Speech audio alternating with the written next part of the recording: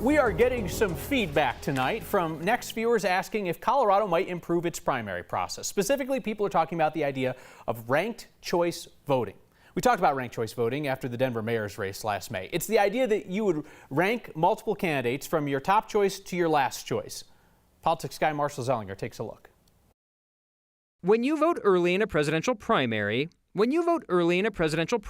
choosing a candidate who may not still be a candidate on Election Day is a possibility. The last thing that we want to do is to say, you know what, don't vote early. Democratic Senator Julie Gonzalez would like to see ranked choice voting. We demonstrated this method last year by asking you to rank your favorite next segment.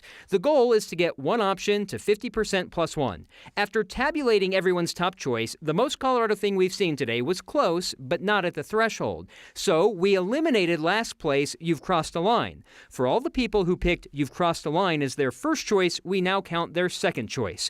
You keep eliminating the last place option until you get a winner. Oh goodness, there would be a lot of logistics that we would need to work out in order to make this a reality here in Colorado. There's a lot of people who, feel very strongly about ranked choice. I'm not necessarily one of them, but I feel strongly that we need to find a solution. Democratic Representative Alec Garnett suggested on Twitter that primary voters be allowed to vote with a provisional ballot.